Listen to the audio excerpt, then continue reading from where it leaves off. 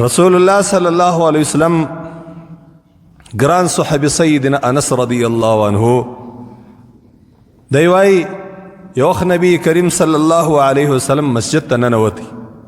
دخل النبي صلى الله عليه وسلم المسجد. رسول الله صلى الله عليه وسلم مسجد ته ننوتی، خپل مسجد. فإذا حبل ممدود بين صاريتين.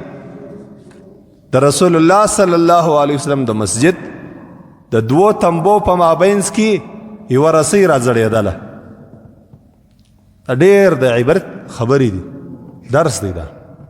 رسول الله صلی الله علیه وسلم چې کله مسجد ته راننوتی یوه رسۍ ځړېدله د دوو تنبو په مابینځ کې. رسول الله صلی الله علیه وسلم وویل فقال ما هذا الحبل. دا رسۍ چا راځړولې ده؟ قالوا هذا حبل لزينب فإذا فطرت تعلقت به. خلق ورته وویل چې دا سیدتنا زینب رضی الله عنها دا رسۍ ځړولې ده. د رسول الله صلی الله علیه وسلم په زمانه کې عادت دا رقم و چې نر او ښځو به ټولو په مسجد کې لمونځ کوي. بیا وروسته رسول الله صلی الله علیه وسلم د وخت په تېرېدلو سره ښځو ته ویل چې ستاسې در ټولو بهترین لمونځ هغه دی چې هغه تاسې په خالیګاه کې وکړئ او په خپل کور کې وکړئ.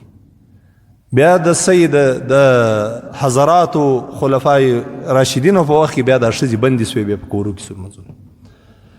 نو د دې مبارکې د رسول الله صلی الله علیه وسلم په مسجد کې داسې رسۍ ځړولې ده چې کله دا په ولاړې ستړې سي بیا به نو خپلې اوږې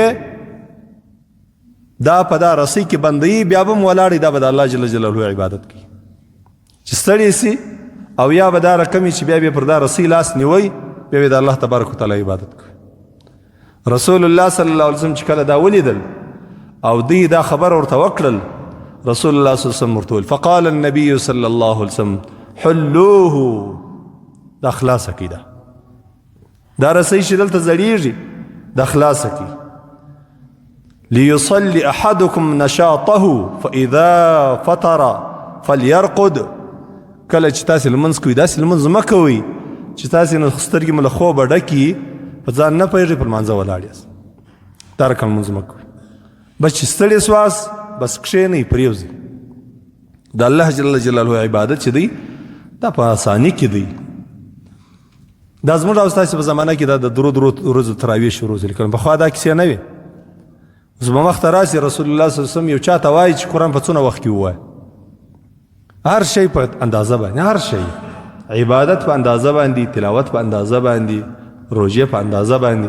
الله جل جلاله د انسان په دا ډیر مشقت باندې الله جل جلاله نه خوشحاله کېږي. رسول الله صلی الله علیه وسلم ورته دا رسۍ خلاصه بس عبادت دونه کوي چې څونه په وس باندې پرایي. ښه په طبیعت باندې 2 رکعته لمونځ وکړه په ډېر خوند، ډېر په شوق، په ډېره توجه چې ته د الله اکبر وایه. په دې کې د دا ځای په ذهن کې چې زه الله ډېر لوی دی، سبحان ربي الاعلی، پاکي دي وي هغه لوی او عظیم رب ته، سبحان ربي العظیم. په دې شانو کې د توجه وي، بس دا ښه عبادت دی. حدیث شریف کې راځي رسول الله صلی الله علیه وسلم ورته ویل چې دا خلاصه کړئ، دا بس لمونځ دې پر دې اندازه باندې چې پر انسان ونه غمیږي.